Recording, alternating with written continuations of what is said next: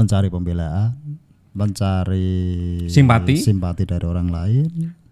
Atau kalau saya bilang, apa dia pengen dilihat statusnya oleh pasangannya? Bisa juga seperti itu. Nah, kalau pengen dilihat, kenapa enggak langsung diomongkan langsung? Kalau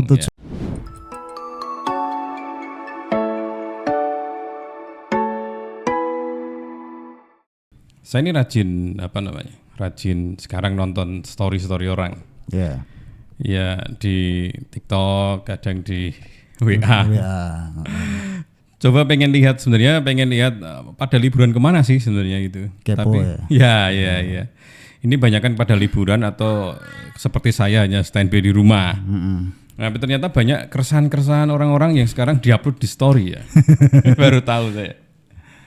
Jadi ada yang mengeluh mengenai keluarga. Jadi seolah-olah itu dia dilantarkan suami. Ada yang kurang perhatian. Nah, itu sebenarnya kan bisa kalau saya sebagai orang yang melihat ya dengan akal misalkan, itu kan bisa langsung menyimpulkan, wah mesake ya. Ternyata rumah tangganya lagi murat-marit, suaminya lagi selingkuh. Akhirnya tahu semua akhirnya. Nah, ini gimana ini kok orang malah membocorkan urusan-urusan pribadi sebenarnya. Pribadi keluar. Ya, kita nggak mau tahu sebenarnya, cuman dikasih tahu kan akhirnya kan. Iya kan? Kang Kos juga gitu sepertinya. Dulu sempat seperti itu, dulu. Enggak. Oh, berarti pelaku juga ya? Iya. Dulu juga sempat seperti itu. Jadi gini, kalau pas mungkin kita lagi tidak nyaman sama pasangan gitu. Terkadang pelampiasan itu dengan cara bikin story atau bikin. Tujuannya apa dulu? Coba saya pengen lihat. Pengen dilihat orangnya, pasangan itu. Sebenarnya enggak ada tujuan spesifik ke situ ya. Mungkin ada rasa puas lega ketika itu dilampiaskan dengan lewat seperti itu. Jadi kayak butuh curhat gitu ya. Iya, betul. Tapi enggak melihat curhat ke siapa ini. Iya. Kadang dengan nyindir-nyindir gitu kan. Ini sisi kekanak-kanakannya atau sisi kegoblokannya sebenarnya. Itu kombinasi sebenarnya. Kombinasi. Yang namanya anak-anak itu identik dengan sifat yang apa sih? Ya mungkin sifat-sifat kurang dewasa kan, itu anak-anak kan gitu. Akhirnya tuh hacker bisa kan untuk mengidentifikasi kayak gitu. Jadi orang yang biasanya story tentang keluarga itu paling passwordnya ya nama bapak, nama suaminya, nama anaknya itu kan. Biasanya itu. Terus tanggal lahirnya itu biasanya diidentifikasikan seperti itu. Itu bisa dilihat kok. Terus kalau kita hacker ya, cowok itu biasanya agak-agak setia dengan password cowok ya. Agak setia dengan password, betul. Karena laki-laki itu mudah lupa. Akhirnya mungkin Kang Kos TikTok, Instagram dan lain mungkin passwordnya sama. Bener nggak? Enggak, ini bener nggak? Bisa jadi. Bener nggak? Bisa jadi. Bener kan? Mungkin gini, ada bedanya sedikit. Oh, bedanya. Hanya dirubah mungkin satu karakter ya. Atau pakai karakter yang berurutan bisa. Ya, belakangnya dirubah lah. Iya, seperti ya kan. itu. Jadi bisa diidentifikasi sebenarnya. Bisa. Ya kadang orang-orang yang kadang terblinger itu mudah loh. Apalagi penipu-penipu ya, Kang. Yeah. Penipu-penipu misalkan ada yang meresah masalah hutang, ya udah ditembak aja, dia ditipu dengan keuangan. Iya. Iya kan? Bisa. Masalah keluarga dia kok kayaknya galau dengan suaminya, ya udah ditembak aja. Yeah. Dipanas-panasi. Terus akhirnya diajak pergi kayak kasusnya yang yang Agus dulu. Ya, itu ada istilahnya loh. Itu kan pinter banget dia. Ya ada istilahnya. Itu istilah gini. Menjadi iblis di dalam rumah tangga orang lain. Ya. Makanya janganlah memancing iblis gitu ya. Iya. Iya kan? Atau gini, masalah keluarga jangan kita up ke publik gitu. Iya. Itu juga ada teman yang dikasih hadiah ulang tahun, dia heboh karena saking senengnya diupload. Lah yang ngasih hadiah bukan pasangan, bukan cowok cewek bukan, tapi cowok pas kasih cowok gitu kan ada juga. Itu kan saking senengnya jadi lupa bahwa ini kita ngupload ke siapa. Pengen berbagi kebahagiaan tapi ya jangan seperti itu caranya. Mungkin dia lupa diri. Nah, lupa diri. Makanya yang saya ulas itu kenapa orang kok sampai lupa diri kayak gitu ya? Itu gini. Muncul yang namanya budaya baru. Budaya baru itu budaya seseorang ingin menunjukkan keluh kesahnya atau Ekstensinya? ekspresi Ekspresi. perasaannya saat itu ya. Iya di medsos. Jadi itu terjadi secara spontanitas sebenarnya. Aku lagi seneng loh ya. Gitu. Iya, aku lagi gitu. sedih. Aku lagi bahkan ada yang nangis sampai divideokan kan. Ada banyak. Hari ini saya ini wah merasa tidak dimanusiakan, tidak diperhatikan. Dan itu enggak hanya terjadi di lingkungan keluarga sebenarnya. Itu terjadi di lingkungan masyarakat juga, terjadi di mungkin hubungan dengan tetangga sedang tidak baik gitu. Akhirnya saling sindir di story. Itu aneh bagi saya sebenarnya. Saya aneh karena saya nggak pernah seperti itu ya. Yang setahu saya, seingat saya nggak pernah seperti itu. Makanya saya kadang heran ketika ada seorang istri lalu status yang kalau saya cerna itu seakan-akan kayak menyindir suaminya. Ya banyak kayak gitu, banyak. Nah, kalau pertanyaan saya, kenapa nggak langsung ke WA-nya langsung gitu loh? Nah, itu kan itu kemarin sudah pernah kita bahas sebenarnya. Saya lupa, kenapa? Jadi gini. Iya. Itu orang yang bermain dengan medsos itu kadang lupa kalau medsos ini menjadi konsumsi publik kan gitu. Dia taunya di situ adalah ruang privasi dia. Dia bebas berbicara apapun di situ atau melampiaskan apapun di situ. Mungkin dia sedang marah, taruh di situ. Padahal Kang Gos, misalkan ya ada orang yang misalkan sosial media itu hanya acting misalkan bilangnya. Ini sisi kehidupan saya yang kedua, ini bukan asli saya. Misalkan seperti itu ya misalnya. Tapi menurut saya enggak, itu yang asli ya seperti itu. Karena dulu itu ketika saya dulu hobinya radio amatir ya. Radio amatir itu kayak bahasanya orang ngebreak lah. Break-breakan lah zaman dulu itu. Tahun 90-an tuh 2000-an tuh keren kalau ya kan punya radio gitu ya. Itu malahan menurut saya itu orang yang kepribadian aslinya dia itu ditunjukkan di situ. Sebenarnya itu jati dirinya dia. Jati dirinya di situ, dia nyelenehnya, dia gilanya ya itu dia karena dia ketika dalam komunikasi radio itu dia tidak melihat orangnya langsung. Jadi dia bebas mengekspresikan sebenarnya apa sih dia yang pengen dikeluarkan. Betul, ya. Sebenarnya seperti itu aslinya dan itu mungkin ini tercuap juga saat-saat ini yang dulunya orang tidak pernah menyentuh komunikasi sama sekali. Orang baru tahu dengan media sosial kita bisa ketemu siapa aja, kita bisa mengekspresikan, kita bisa ngapain aja. Kadang itu dia pun misalkan ya mungkin story-nya itu pas ngelilir gitu ya, pas bangun tidur ngelilir perasaannya apa ditulis. Iya kan. Kadang malam-malam dia chatting, Kangkus lagi ngapain? Ya itu ya dia posisinya sebenarnya aslinya itu kan gitu. Jadi rasa kangennya malam-malam ternyata. Ketika malam-malam terus pengen inget Kangkus Yedi, wah ngapain ya orangnya ya? Jam 1:30 ya. Ya 1:30 terus cek ya gitu kan mulainya dari situ kan. Ngapain belum tidur Kang? Ya akhirnya berlanjut ya itulah dia sebenarnya karakter yang sebenarnya. Menurut saya itu ya. Jadi kalau misalkan mau sembunyi dengan media sosial ini bukan saya yang asli, ini hanya saya acting, ini hanya saya flexing misalnya. Atau dia beralasan dengan mengatakan bahwa saya hanya main-main, bercandaan. Gitu. Itu kayaknya enggak masuk akal akhirnya gitu kan. Enggak bisa, itu yang asli kayak gitu. Karena ketika dia nulis sesuatu atau video sesuatu itu dia ya memang kondisi saat itu hatinya. Dia karena tidak ada malu di sana kan. Bukankah ini termasuk juga dalam hal pengendalian diri ya? Jadi, bisa aja. Makanya ketika misalkan teman-teman dengan pasangan misalkan ya, ini ada tipsnya ya. Misalnya ada keresahan dengan pasangan atau apa, coba obrolkan ketika mau tidur atau ya mau tidur lah. Kalau malu matikan lampu. Gerenang-gerenang gitu. Matikan lampu. Nah itu biarlah komunikasi sesungguhnya dari hati ke hati. Kalau misalkan kok ada pasangan terus ngomong aja nggak berani, akhirnya chatting sama pasangan yang chat-chatan, kamu nggak ngerti perasaanku dan hanya di chatting. Itu bagi saya aneh. Kenapa komunikasinya selama ini? Ini aku tahu model hubungan suami istri seperti ini ada. Jadi gini, pakai kata itu lagi ya. Jadi mungkin beberapa tahun yang lalu aku itu melihat ada pasangan suami istri itu yang ketika sedang marahan mereka itu enggak bicara tapi saling menulis surat gitu. Ya bisa, boleh. Jadi dia ada buku, ditulisin banyak hal gitu. Kemudian terus setelah dibaca nanti baliknya ada balasannya.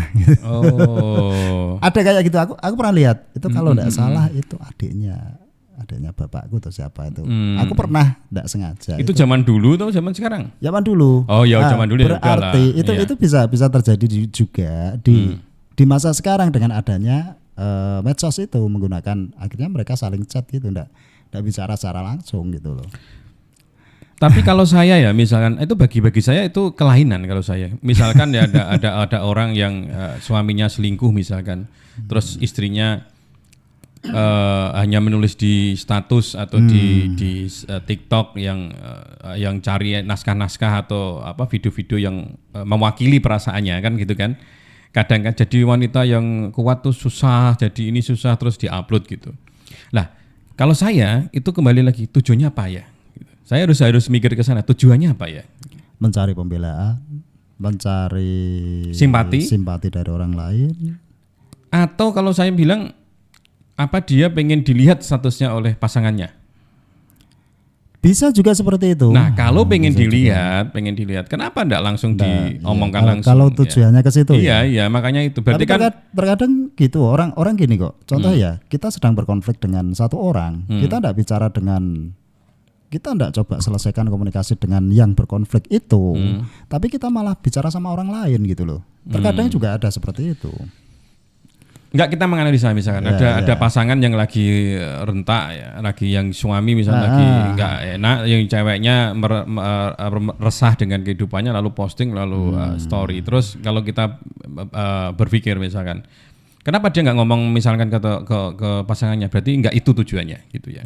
Atau memang ada tujuan yang bareng dengan itu. Nah, misal tujuan lagi simpati ya. Disimpati ini orang lain misalkan. Terus selanjutnya ngapain kalau disimpati orang lain gitu? Apakah itu kan orang lain nggak bisa bantu loh ya? Ini masalah pribadi loh, dua orang. Iya. Kalau ada orang baru di sana, ada orang ketiga dong akhirnya gitu loh. Ya, orang ketiga itu yang akhirnya kan memberi solusi. Iya, memberi solusi, memberi perhatian gitu. Akhirnya memberi perhatian. Akhirnya kan ada namanya kebahagiaan sesaat ya. Orang yang ikut campur kan gitu ya. Kebahagiaan sesaat artinya itu ada orang yang ngedem-ngedemi itu kan bahagia juga kan. Bahagia sesaat artinya ya didem-demi, diyem-yemi. Dan biasanya itu modus. Oh gitu. Berarti nggak ada solusi ya. Jadi percuma dong misalkan kalau misalkan kita resah-resahan hanya di apa? Tidak ada. Terus sekarang lagi ada yang anehnya lagi doa ya. Doa juga sekarang lagi tren ya. Mungkin malaikat di sana juga online kan. Ya jadi tiap pagi berdoa. Tidak mengajak berdoa ya. Beda ya kalau mengajak doa. Ya mari kita berdoa pagi-pagi ini supaya ini tujuannya seperti itu sih nggak apa-apa ya. Tapi ada yang berdoa memang tujuannya ya Allah semoga anak saya sembuh misalkan. Itu kan doa sendiri ya pribadi kan.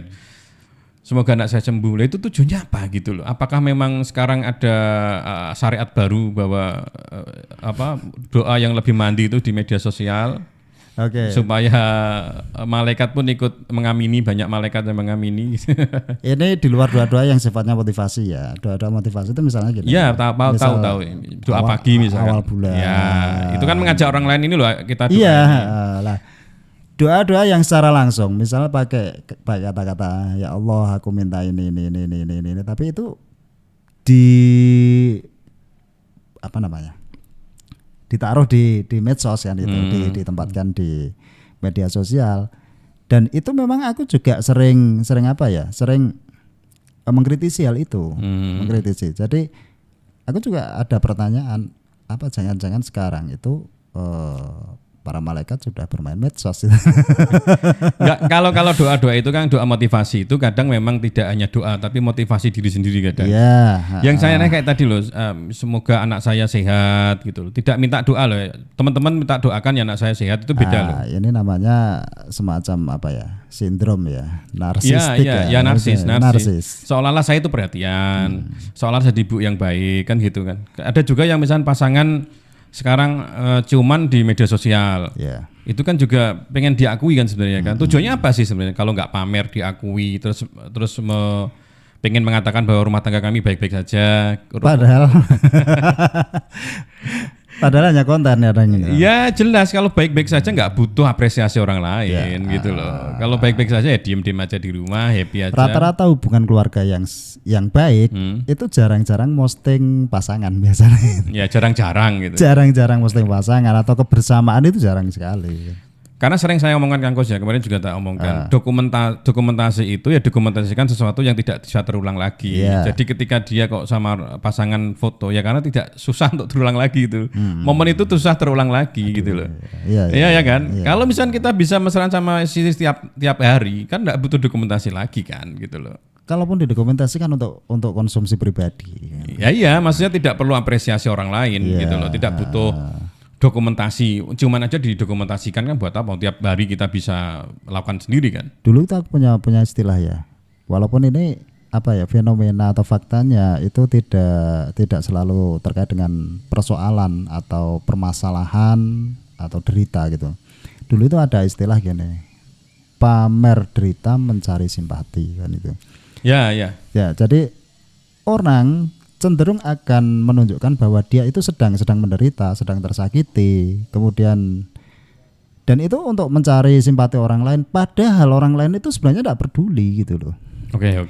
Banyak kan gini, punya masalah dengan pasangan, akhirnya dia mencari pembelaan. Aku lo tidak bersalah, seolah-olah ingin menyalahkan orang lain kan gitu. Kemudian sedang konflik dengan tetangga gitu loh, akhirnya dia sindir di medsos gitu loh. Iya. Tonggor apa pengertian ini dan itu atau dengan kata-kata yang lain lah serupa kan gitu. Nah, itu sebenarnya dia mencari pembelaan, mencari bahwa aku ini tidak bersalah. Dia kadang juga ketidakberanian kan. Iya. Saya pernah lihat ya makanya tadi saya bilang kan saya hari-hari ini sering-sering nonton story orang teman kita lah. Itu ada yang nyalahkan tetangganya sampai dicaci maki di story gitu.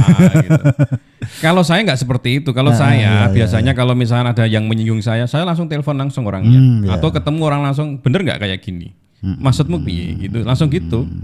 Nggak usah harus kita menekan-neki apa ya istilahnya. Kan belum tentu juga orangnya yang ini kan.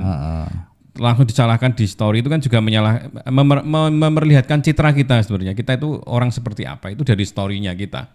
Semakin story kita semakin baik itu sebenarnya pencitraan kita baik. Itu kayaknya ada masalah psikologis ya. Masalah psikologis. Iya, komunikasi kurang baik. Terus bersosial secara langsung juga pasti kurang baik. Akhirnya dia bisanya seperti itu. Ada semacam seperti budaya. Budaya itu kayak gini. Orang-orang itu atau manusia ya, itu cenderung akan siapa yang lebih dulu berbicara atau siapa yang lebih dulu mengungkapkan perasaannya, maka dia akan yang dianggap benar gitu. Jadi yang tidak mengungkapkan itu yang nanti akan dianggap bersalah gitu. Yang diam dianggap bersalah gitu.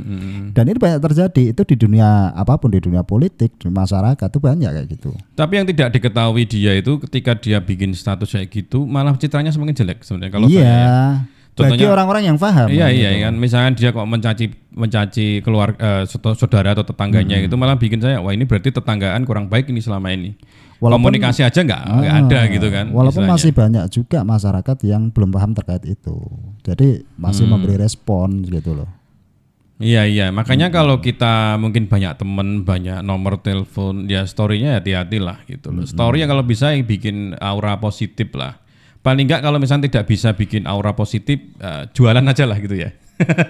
Jadi kalau seperti Kang Kos ya, postingnya posting jualan aja. Iya betul. Iya kan? Akan lebih aja. Bermanfaat. Gitu. Iya, bermanfaat bagi kedua pihak ya. Iya. Orang yang butuh informasi bisa ambil sana, Kang Kos juga dapat keuntungan dari situ. Betul. Kita mendapatkan penghasilan dari situ. Harusnya seperti itu. Makanya kalau hanya sekarang budaya flexing juga ya, budaya pamer-pamer gitu ya. Sekarang banyak yang pamer-pamer. Saya nggak tahu ya. Saya juga ikut pamer juga atau enggak kemarin. Kemarin kan kayak saya juga di villa juga foto.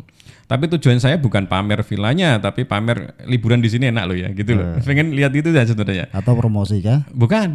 Saya nggak di-endorse kan. Nggak di-endorse. Cuman baru tahu tempatnya kok ternyata bagus. Saya pengen berbagi informasi. Sebenarnya itu ya. Cuman kadang ada orang yang memang flexing jalan-jalan ya kan ada yang seperti itu, makanya tergantung niatnya. Dan kita sebagai orang itu mandangnya juga tidak harus terlalu negatif.